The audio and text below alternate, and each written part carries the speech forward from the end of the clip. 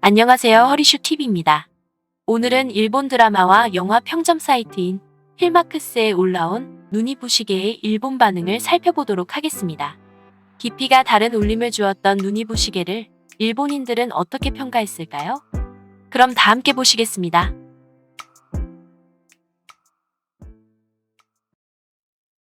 눈이 부시게 이 말의 의미를 전혀 알 수 없었지만 마지막에 단번에 이해할 수 있었다. 어떻게 보면 예상과 어긋난 작품으로 내가 봐왔던 한국 드라마 중 가장 충격적이고 이런 드라마도 있구나 라는 생각이 들게 한 예상을 크게 뛰어넘는 놀라움이 있는 드라마였어. 이 작품을 많이 이야기하면 보는 사람이 재미없어져 버리기 때문에 자제할게.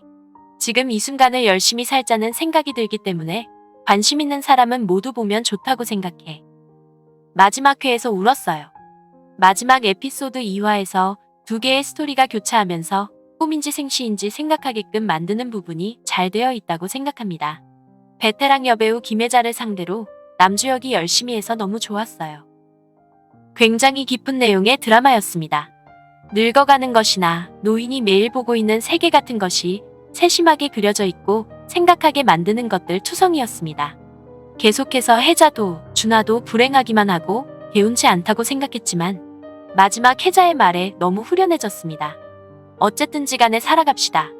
매일 열심히 살아야 한다고 생각한 따뜻한 드라마였습니다. 젊은 사람의 치매를 다룬 드라마나 영화가 있지만 고령자의 시선으로 늙음을 이렇게 차분하게 그린 것은 처음이라서 굉장히 신선했다. 다른 사람들이 말한 것처럼 시종일관 위화감이나 어둠을 느끼면서 보게 되는데 마지막에 단번에 회수되기 때문에 꽤 혼란스러웠지만 그 이상의 감동이 있다. 마지막 회에 나오는 나레이션 부분만으로도 볼만한 가치가 있는 드라마이다. 마음에 깊이 새겨졌다. 오로지 남주혁 때문에 봤는데 너무 좋았습니다. 여러 가지 수수께끼가 있고 이곳저곳 위화감을 느끼면서도 시간여행의 수수께끼 풀기라고 생각했는데 그것은 전혀 달랐습니다. 반전이 지금까지는 볼 수 없었던 느낌입니다. 1화부터 느꼈던 위화감도 거기서 다 연결되어 마지막 김혜자의 말이 전부구나라고 생각했습니다. 남주혁이 어두운 역할로 불쌍할 정도로 구원을 받지 못해서 힘들었지만 새로운 면을 볼 수 있어서 좋았습니다. 베테랑들 사이에서 좋은 연기였습니다. 연속극에 이런 구성이 있을 줄이야. 예고편을 봤을 때만 해도 거의 기대하지 않았는데 시나트라의 마이웨이가 떠올려지는 마지막 회. 아름다운 라스트신을 향해 조각을 채워가는 대하드라마라고 생각해. 이런 결말을 그 누가 예측할까? 지루할 수도 있지만 추천한다. 남주혁을 보기 위해 시청했는데 김혜자 할머니에게 매료되었습니다. 저도 저런 귀여운 할머니가 되었으면 좋겠습니다.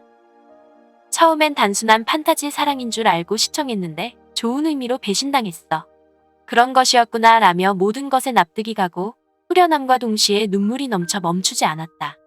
나는 평소 어르신들과 접할 기회도 없었고 조부모님께서는 이미 돌아가셨거나 이 드라마에 나오는 노인 캐릭터보다 조금 젊으신 정도이기 때문에 이 드라마를 보고 노인에 대한 생각이 많이 바뀌었던 것 같다.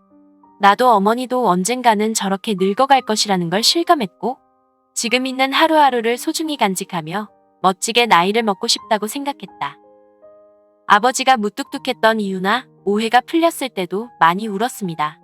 사실 지금 되게 힘든 상태였는데 위로받았어요. 다시 살아가기 힘들면 재시청하고 싶습니다. 시간 이탈 로맨스란 게 무슨 말이야? 하울의 움직이는 성과 비슷한 거라고 생각했는데 터무니없었다.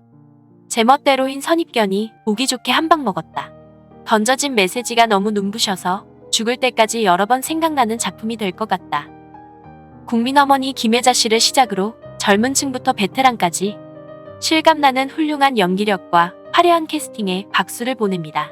눈이 부시게 메인 테마도 한국 드라마 역사에 길이 남을 정도의 명곡이었습니다. 이 드라마를 만날 수 있어서 좋았습니다. 이건 눈물이 그치지 않아. 여운이 엄청나네.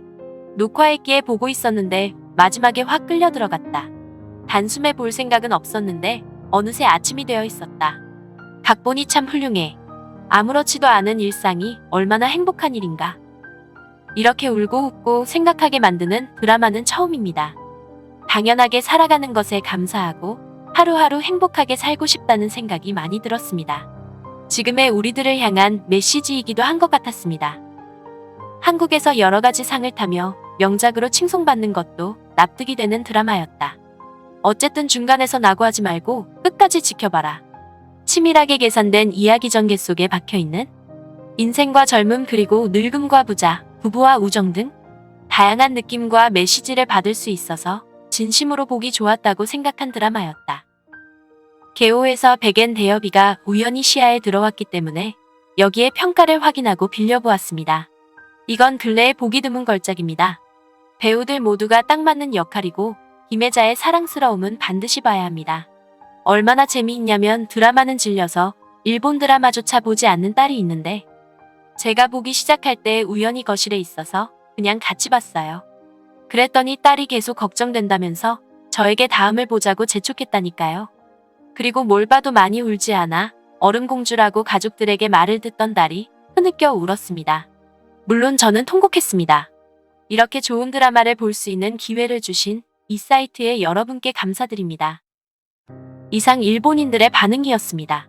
전체적으로 일본인들 역시 눈물이 그치지 않았다는 반응이 많았고 힘들 때 위로가 되는 드라마라며 강력 추천하시는 분들도 많았습니다. 그런데 혹시 눈이 부시게의 마지막 회 나레이션을 기억하시나요?